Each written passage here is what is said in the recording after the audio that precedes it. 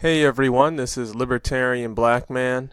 I want to talk about something awesome that came out of the 2017 tax bill that was signed by President Trump in December of that year. And it is something called the SALT deduction reduction. Now, we all know what SALT is, but I'm not referring to that type of salt. I'm referring to something that probably most people don't know about. So what SALT is it stands for state and local taxes. In particular, what the SALT deduction is that state and local governments receive tax deductions from the federal government based on their tax rates or their level of taxation. So states with higher taxes end up receiving more deductions. Taxpayers in states and cities that have higher taxes are going to get more money back from the government when they file taxes.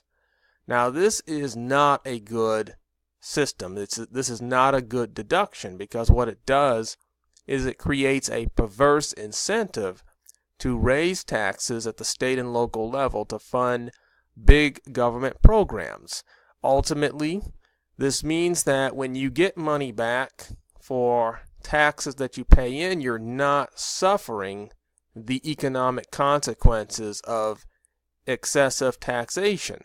So if you are raising taxes, or you have high tax rates for some program that you want to fund, instead of privatizing it or allowing the marketplace to control and fund and operate those programs, welfare, education and healthcare programs, housing programs, etc., by allowing the government to do it and to raise taxes, you then qualify for deductions on those taxes, which allow you to have high taxes without experiencing the negative consequences of having those taxes. And so therefore, you don't pay the price for bad economic policy. Overtaxation hurts every economy, whether it's at the state or local or federal level.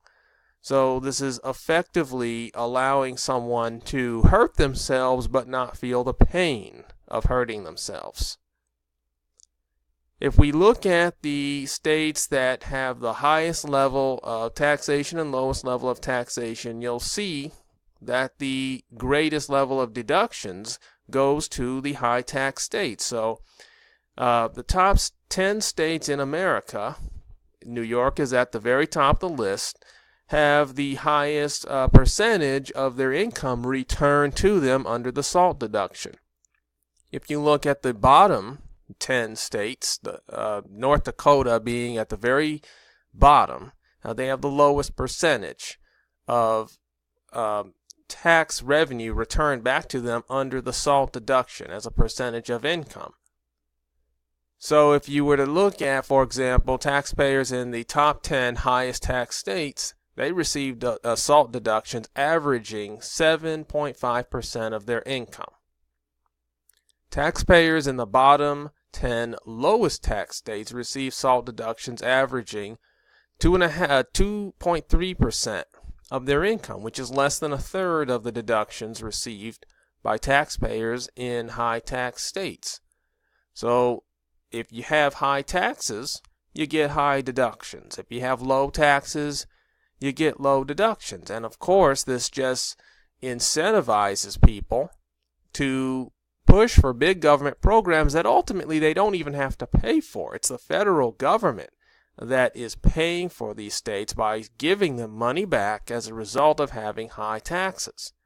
So the high tax states are actually shifting financing of their big government programs onto the federal government instead of paying it for it themselves. But this is what happened with the 2017 tax bill.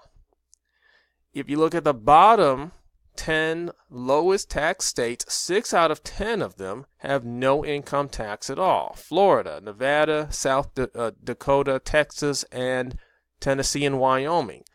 these states have no income tax at all, and they receive very few dollars back in terms of SALT deductions. But what the Tax Cut and Jobs Act of 2017 did is it reduced SALT deductions from being unlimited to $10,000. So now the high tax states are going to pay the price of having high taxes because they're going to get less money back because the SALT deduction, the state and local tax deduction, has been reduced from being as much as they could get to only $10,000.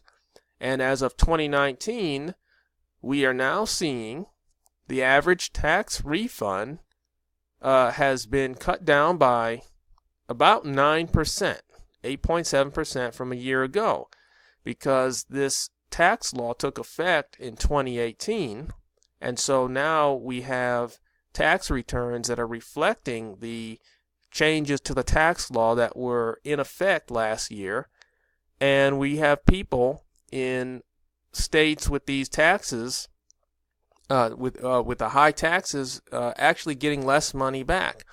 The average tax refund issued was $1,949, which is down from $2,135 over the same period last year. And so people have lost money in this case. Now, what's going on in the state of New York is that the governor is blaming the federal tax law for a budget deficit in New York of $2.3 billion. Because New York is the highest tax state in the country, the taxpayers in New York are getting a little more, were getting a little bit more than 9% of their income back to them as a result of the SALT deduction. But now they're getting less back, and New York has less money coming in because the deduction has been reduced. So taxpayers are now they have less money in their pocket, and it's slowing down the economy in New York. And so tax revenues are being reduced. The state is actually paying more in taxes. The taxpayers are paying more in taxes. So the governor is blaming the tax law, but what he should really do is blame New York politics, which has caused tax rates to be the highest in the nation. And if he wants to get rid of the budget deficit, he has to have a faster growing economy, which means cutting tax rates down so that the economy can grow faster and ultimately produce more jobs, more businesses, and more tax revenue. Until the governor and the politicians in New York realize this, they're going to have a bigger budget deficit and a slowing economy because they're getting less federal dollars in the wake of deductions back to them to fund a balanced budget. So once again, this is a great thing. Not that the people in New York are suffering for the sake of suffering, but they're suffering now from the high taxes that they have much more, not just in New York, but in the high tax states that you find in the Northeast and the West Coast. They're suffering the consequences of bad economic policy, which is too many taxes or taxes that are too high. And hopefully they will decide to lower their taxes so that they don't have to suffer the consequences of bad policy for very long. Thanks for watching. Please subscribe to the YouTube channel Libertarian Black Man and follow me on Twitter at Libertarian Black Man, and we hope to see you in the next video.